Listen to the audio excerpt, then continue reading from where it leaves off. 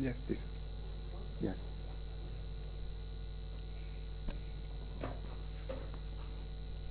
Thank you, Mr. Chairman, and good morning, ladies and gentlemen.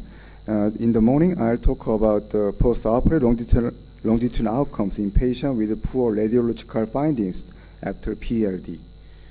This is my disclosure, and I'll start by showing this case. This patient came with left leg pain, and the pain was intractable with non-surgical treatment, so I decided to surgery.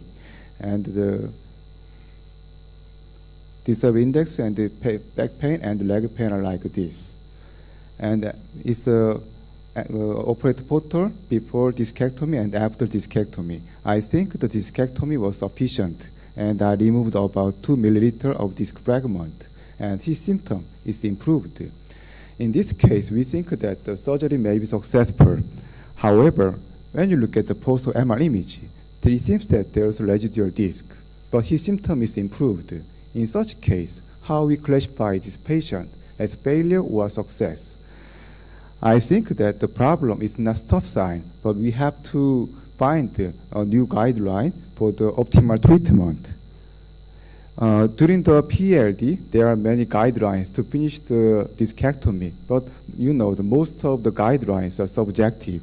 We observe pulsation of root, pulsation epidural fat, and location instrument in fluoroscope image. And sometimes we observe the depression of annulus of PLL during the operation. But you know, all the criteria are subjective. There's no objective criteria to when to finish the discectomy.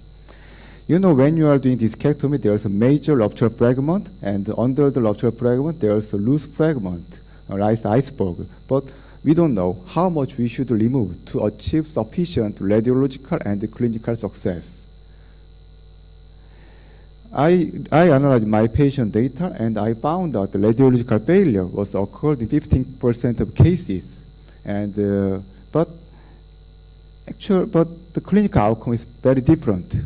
For the patient with radiological failure, clinical failure was observed only 13%. In contrary, for patient with radiological success, clinical failure is also observed in 12%. There's a big discrepancy between the radiological and the clinical success. So I want to find the objective criteria, how much we should do discectomy.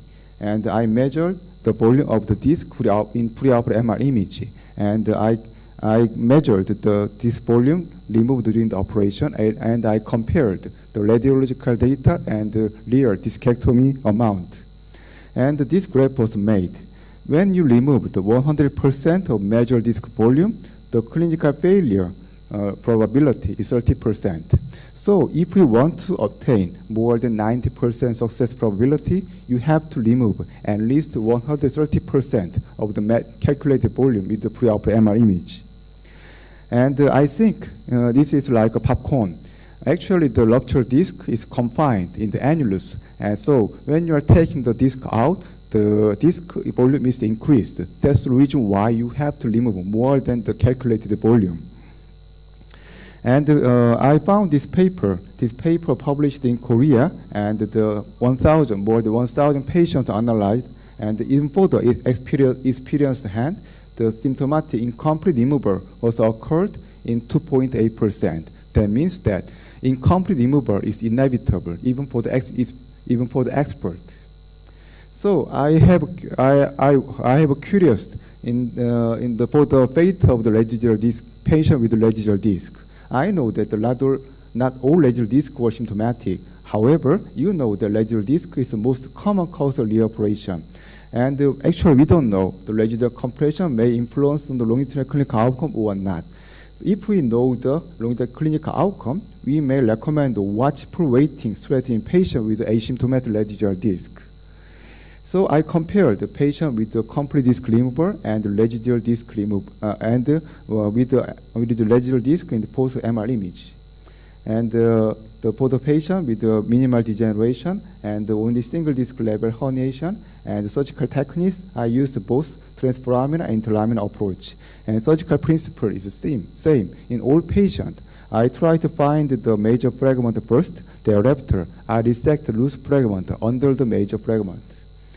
And residual disc was observed in 70% of cases. And I compared the various clinical parameters, and surgical failure was defined as a symptomatic residual disc or recurrent symptom 2 weeks later after initial improvement. And early reoperation was defined as an operation performed within 3 months after index operation. The characteristics, the demographics of the patients were not different between two groups, except that there's more patient with mild disc herniation in patient with residual disc herniation. That means that for patient with mild disc herniation, you have to pay more attention to find the last fragment to achieve the radiological success. And I combined whole patient data, and the clinical outcome was improved within 1 month after operation, and the good status was maintained during the follow-up period. I'll show an illustrative case. I underwent interlaminar approach for this patient, and it seems that there's a residual disc, but his symptom is improved. And fortunately, MRI image was taken again 6 months after operation in the other hospital, and I found that the residual disc was disappeared. I did not take the MRI image if there's no symptom as a routine fashion. So actually, I did not follow up the whole patient with a poor radiological outcome, but I think that most of the residual disc may be disappeared like this. However, surgical failure occurs more frequently in the patient with residual disc herniation. Surgical failure rate is around 10%, and the reoperation rate is slightly higher. And the most important thing is the early reoperation is performed more frequently. There's a significant change. That means that if you leave a residual disc fragment, then early reoperation is highly probable. But actually, if the residual fragment is asymptomatic, that does not influence the long-term clinical outcome. However, this is a retrospective study, and as I mentioned, there's no follow residual data for residual disc herniation. And actually, as I mentioned during the surgery, although I removed the major compressive fragment, there's no definition for the major compressive disc fragment.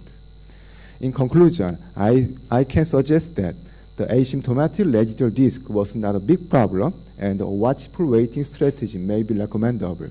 And even for me, I take the post-operative MRI image as a routine fashion at post 1 day, but actually that may not be necessary. If the actually post-operative MRI image may be necessary for the patient with a symptom. And however, for the patient with residual disc, early reoperation performed, and the incidence is 1.3%. So if we use the better kind of surgical technique and the instrument, and if we try to reduce the number of patients with residual disc, I think the reoperation probability, early reoperation probability will be reduced down. And you have to pay more attention to the patient with mild disc herniation. Thank you for your kind attention. Thanks, Dr. Kim. Any question to Dr. Kim? Yes.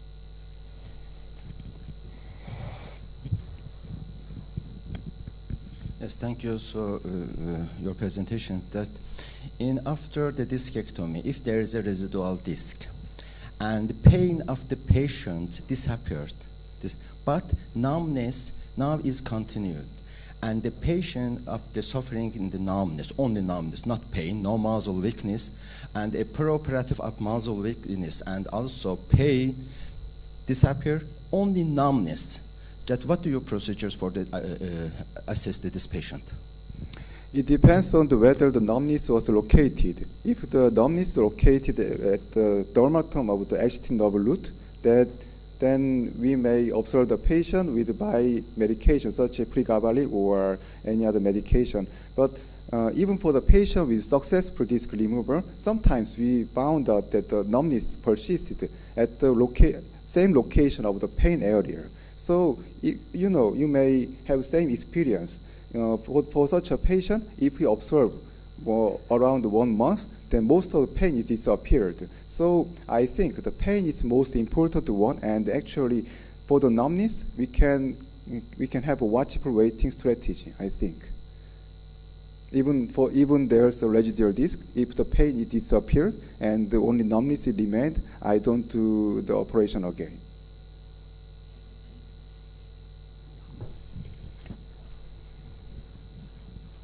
I think endoscopic and microscopic discectomy cases have a similar rate of recurrence.